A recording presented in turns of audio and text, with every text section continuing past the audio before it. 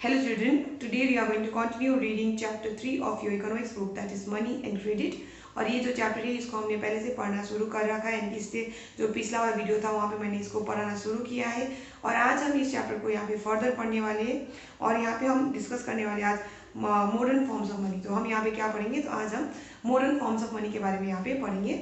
हमने पहले से पढ़ रखा है मनी के बारे में, हमने देखा है कि वो मीडियम ऑफ एक्सचेंज है, यानी कि वो जो एक्सचेंज प्रोसेस में इंटरमीडिएट का काम करते हैं, acts as an intermediate in the exchange process, यानी कि जो ट्रांजैक्शन हम करते हैं, लेन देन करते हैं, तो उसमें वो इंटरमीडिएट का काम करता है। आगे हमने पढ़ रखा है कि जब पैसा नहीं था तो तब बार्टर सिस्टम हुआ करता था, उसमें क्या चाहिए था, तो हमें वहाँ पे डबल कोइंसिडेंस ऑफ वंस की आवश्यकता पड़ती थी, जहाँ पे जो दोनों पार्टीज यानी कि दोनों ग्रुप के लोग को क्या होना पड़ता था, सहमत होना पड़ता था एक दूसरे के सामान को खरीदने और बेचने के लिए। तो ये हमने पहले से पढ़ रखा है। तो अब हम यहाँ पे आगे पढ़ने वाली इस चैप्टर को, तो नाउ लेट्स स्टार्ट। तो यहाँ पे बोला गया है We have seen that money is something that can act as a medium of exchange in transactions। तो यहाँ पे बोला गया है कि हमने पहले से देख रखा है, पढ़ रखा है कि ये जो पैसा है वो क्या है। तो बोला गया है एक ऐसा चीज़ है जो हम कहाँ पे इस्तेमाल करते हैं, तो बोला गया है ये मीडियम ऑफ एक्सचेंज है जो हम ट्रांजेक्शन में इस्तेमाल, ट्रांजेक्शन मतलब लेन देन में इस्तेमाल में लाते हैं। जैसे कि मान लो मुझे कोई सामान खरीदना है तो उसके बदले में मैं क्या दूंगी, दुकानदार को तो मैं पैसा दूंगी, और मान लो किसी को मुझसे कुछ खरीदना है तो ऐसे में वो भी मुझे पैसा ही देके मुझसे वो सामान खरीदेगा। So now let's read further. Before the introduction of coins, a variety of objects was used as money। तो यहाँ पे बताया गया सिक्कों के इस्तेमाल से पहले हम अलग अलग चीज़ों का इस्तेमाल करते थे। वैरायटी ऑफ ऑब्जेक्ट्स बोला तो अलग अलग किस्म के चीज़ों का इस्तेमाल करते थे, किसके रूप में, तो यहाँ पे बोला गया पैसे के रूप में। तो पैसा उस वक्त नहीं था। For example, since the very early ages Indians use grains and cattle as money. तो बोला गया पहले के समय में इंडियंस जो थे वो हम क्या इस्तेमाल करते थे, तो बोला गया ग्रेन्स और कैटल का हम इस्तेमाल करते थे।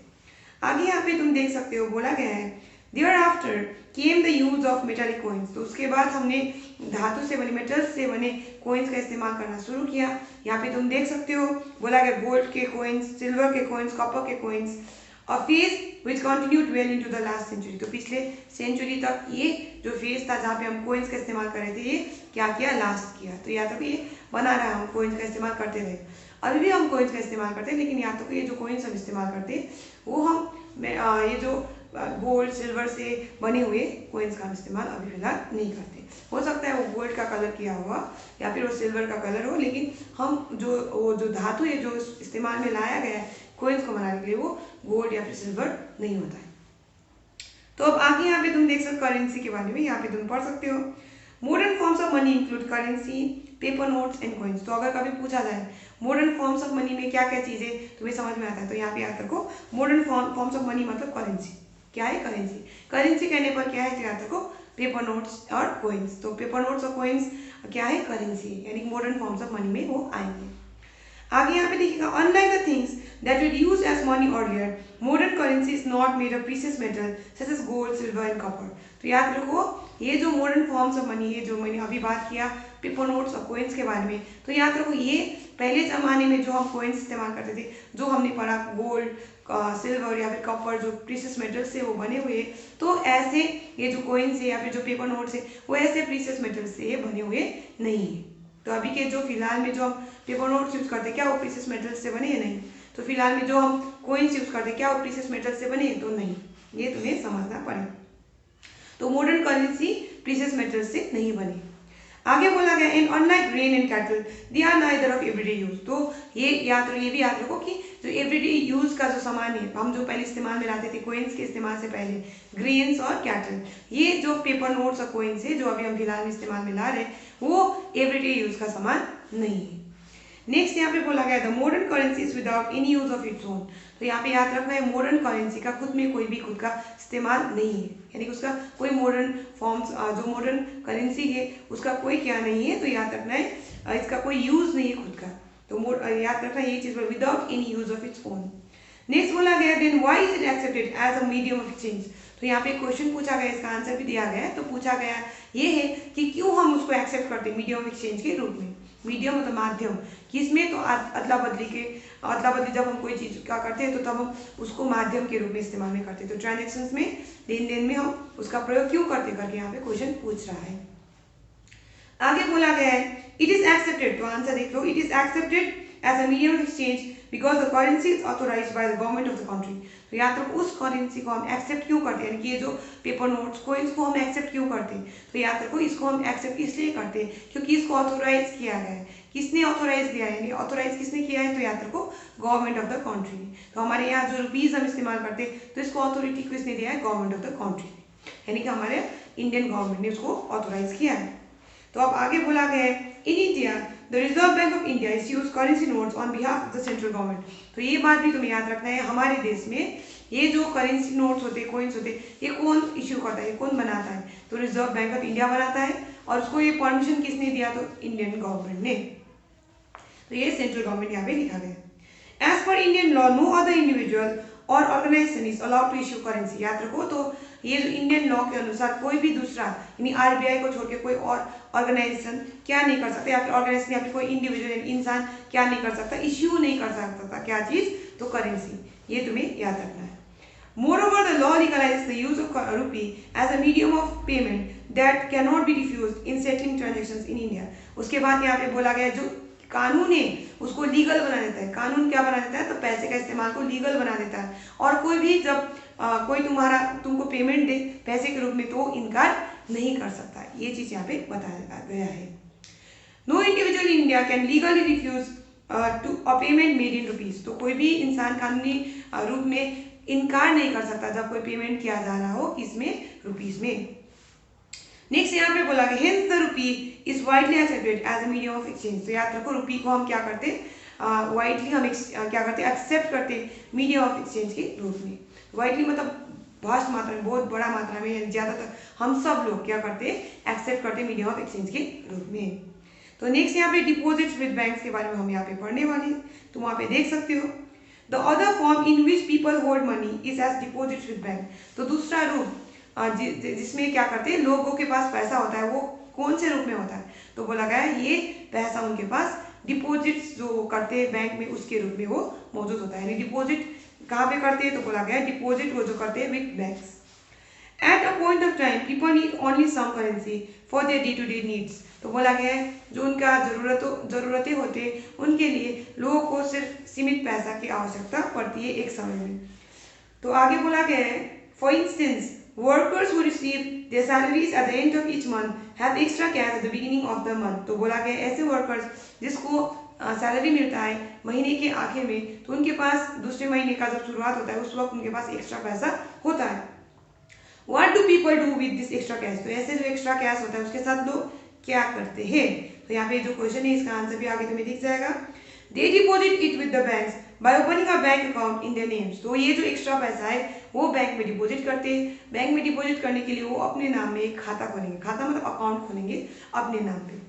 आगे बोला गया है banks accept the deposits and also pay an amount as interest on the deposits. तो याद रखो बैंक में पैसा रखने का फायदा यहाँ पे बताया गया है। जब तुम बैंक में पैसा डिपॉजिट करोगे तो बैंक उस पैसे को रखेगा और उस पर कुछ इंटरेस्ट रेट वो क्या देगा, तुमको प्रोवाइड करेगा, यानी कि तुम्हारा वहां पे पैसा रखने पर पैसा का मात्रा बढ़ेगा। नेक्स्ट यहाँ पे तुम देख सकते हो in this way people's money is safe with the banks and it earns an amount of as interest. तो याद रखो ऐसे करने पर पैसा जो होता है लोगों का वो क्या होता है, सुरक्षित होता है कहाँ पे, बैंक्स में, और साथ में बैंक्स उनको इंटरेस्ट भी देता है। ऐसे में उनका पैसा जो उन्होंने डिपॉजिट किया है वो बढ़ेगा। नेक्स्ट तुम यहाँ पे देख सकते हो people also have the provision to withdraw the money as and when they require. तो यहाँ पे बोला गया वहाँ पे सिस्टम होता है जहाँ पे तुम क्या कर सकते हो, जब तुम्हें पैसे की आवश्यकता हो तुम उसको निकाल सकते हो। तो ये चीज यहाँ पे बुक समझा रहा है। तो जब तुम्हें पैसे का आवश्यकता होगा, जो पैसा तुमने डिपॉजिट किया है बैंक के पास, तो वो तुम आवश्यकता होने पर निकाल सकते हो। Since the deposit in the bank accounts can be withdrawn on demand this deposit are called demand deposit. तो याद रखो ये जो पैसा है जो हम बैंक के यहाँ मतलब बैंक के पास डिपॉजिट करते हैं, इसको जब हमें जरूरत होता है उसको हम निकाल सकते हैं, इसलिए हम इस पैसे को डिमांड डिपॉजिट्स कहते हैं। तो कौन से पैसे को डिमांड डिपॉजिट कहते हैं, याद रखो वो पैसा जो बैंक में हम डिपॉजिट करते हैं जिसको हमें जरूरत होने में, जब हमारे पास हमें डिमांड होगा तो तब हम उसको विड्रॉ कर सकते हैं, तो उस पैसे को हम डिमांड डिपॉजिट कहते हैं। इसलिए ये चीज याद रखना है। तो ये जो डिपॉजिट है जो बैंक में रखते हैं उसे हम क्या कहते हैं, तो डिमांड डिपॉजिट। तो क्यों कहते हैं कहेंगे तो याद रखो क्योंकि इसको जब हमें जरूरत होगा पैसे का उस वक्त हम उसको निकाल सकते हैं, यानी कि विड्रॉ कर सकते हैं, इसलिए हम उसको डिमांड डिपॉजिट्स कहते हैं। आगे यहाँ पे बोला गया है demand deposits offer another interesting facility, it is this facility which lends it the essential characteristic of money. तो यहाँ पे आगे बोला है डिमांड डिपॉजिट्स के पास क्या होता है, एक इंटरेस्टिंग फैसिलिटी है। वो क्या फैसिलिटी है, तो बोला गया ये फैसिलिटी है कि ये इसेंशियल कैरेक्टरिस्टिक है मनी का। तो याद रखना है ये क्या फैसिलिटी है, तो बोला गया डिमांड डिपॉजिट्स में हमें जब कोई खाता खोलते तो ऐसे में हमें वहाँ पे चेक बुक मिलेगा, उस चेक बुक में जो चेक होंगे उसको उसकी मदद से हम क्या कर सकते हैं, पेमेंट्स कर सकते हैं, यानी कि जो ट्रांजेक्शन्स होंगे वो हम कर सकते हैं। ये तुम्हें याद रखना है। तो इसीलिए बोला है demand deposits offer another interesting facility. तो दूसरा इंटरेस्टिंग फैसिलिटी ये प्रोवाइड करता है। तो पहला फैसिलिटी क्या था, उसको हम पैसा जब जरूरत हो तब निकाल सकते हैं। अब दूसरा फैसिलिटी क्या है, तो यहाँ पे देखने को मिलेगा ये जो फैसिलिटी है which lends it the essential characteristic of money, you would have heard of payments being made by cheques instead of cash. तो तुमने सुना ही होगा कि लोग पेमेंट करते हैं किसकी मदद से, चेक की मदद से, कैश की मदद से नहीं, चेक की मदद से। तो ये जो चेक की मदद से पेमेंट कर पाना कैसे मुमकिन हो पाया, क्योंकि हमारे पास क्या है, डिमांड डिपॉजिट से, यानी कि वो पैसा हमने कहाँ पे डिपॉजिट किया है, बैंक के पास। तो हमने अपना अकाउंट खोला अपने नाम पे और हमने बैंक में पैसा को डिपॉजिट किया। तो ये जो डिमांड डिपॉजिट है उसके ऊपर हमें क्या मिलेगा, चेक मिलेगा, चेक बुक मिलेगा। चेक बुक में बहुत सारे चेक्स होंगे और उन चेक्स में हम किसी का नाम लिख के उसमें हम क्या कर सकेंगे, सिग्नेचर वगैरह करके उसको हम पेमेंट दे सकेंगे।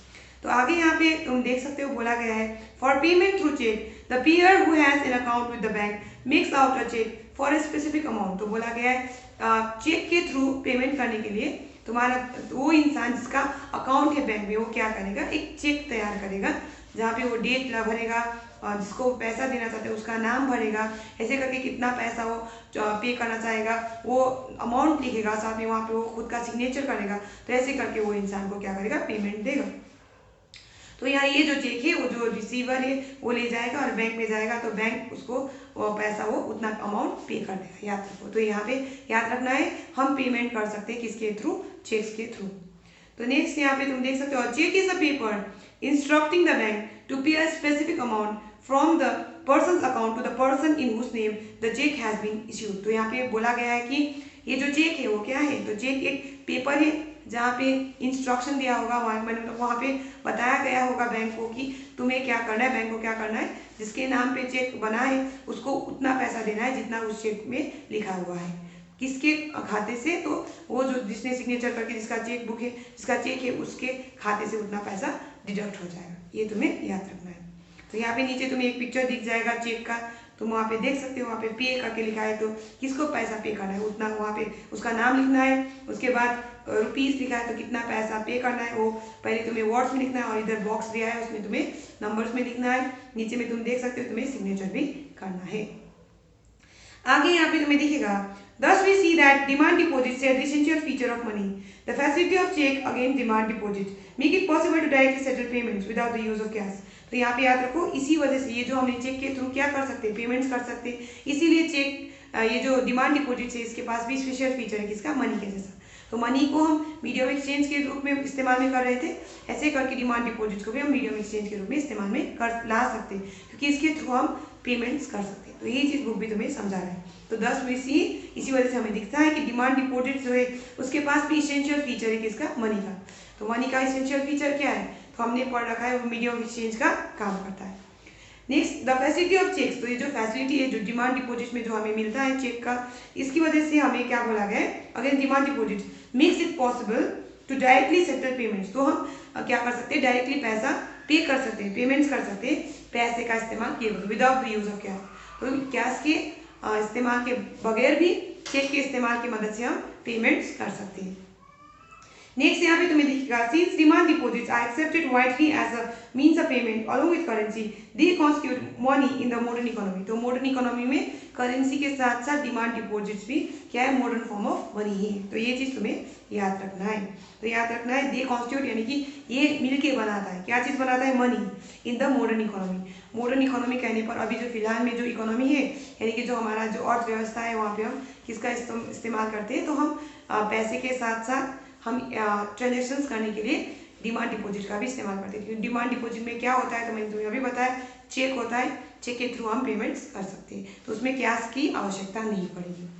नेक्स्ट बोला गया यू मस्ट रिमेंबर। तो यहाँ पे याद रखना है the role that the banks play here. तो यहाँ पे याद रखना है वो भूमिका जो बैंक्स खेल रहा है, यहाँ पे निभा रहा है। यहाँ पे but for the banks there would be no demand deposits and no payments by cheques against this deposits.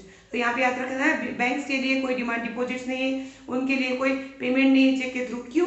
क्योंकि बैंक्स में तो खाता हम लोग खोलते हैं, बैंक का खुद का खाता नहीं। याद रखो बैंक में खाता हम लोग खोलते हैं, हम अकाउंट होल्डर से, यानी कि वहाँ पे जो अकाउंट है उसको हम खाता बोल रहे हैं यहाँ पे। तो हम लोग का हम अकाउंट होल्डर से तो हम लोग पेमेंट्स करते हैं चेक के थ्रू, तो बैंक ये नहीं करेगा। नेक्स्ट बोला गया है the modern forms of money currency and deposits. तो याद रखो मॉडर्न फॉर्म्स ऑफ मनी में क्या क्या आएंगे, तो करेंसी कहने पर पेपर नोट्स और कॉइन्स, और डिपॉजिट्स करने पर हम यहाँ डिमांड डिपॉजिट्स की बात कर रहे हैं, क्योंकि मैंने अभी तुम्हें बता रखा है कि चेक के थ्रू हम क्या कर सकते हैं, पेमेंट्स कर सकते हैं, तो कोई ट्रांजेक्शन हम कर सकते हैं। और बोला गया आर क्लोजली लिंक, तो ये दोनों चीजें क्या है, क्लोजली लिंक थे, एक दूसरे से लिंक थे, और वो लिंक थे किसके साथ, बोले are closely link to the working of the modern banking system. तो ये जो मॉडर्न बैंकिंग सिस्टम है उसके साथ वो जुड़ा हुआ है। तो क्या चीज जुड़ा हुआ है, करेंसी और डिमांड डिपॉजिट्स। तो ये जो डिपॉजिट्स है वो किसके साथ जुड़ा हुआ है, तो बैंकिंग सिस्टम के साथ। कौन सा बैंकिंग सिस्टम, तो मॉडर्न बैंकिंग सिस्टम के साथ। सो आज हम यहीं तक पढ़ेंगे। We are going to continue to read this chapter, that is हम ये चैप्टर को कंटिन्यू करेंगे पढ़ना in the next video. Thank you.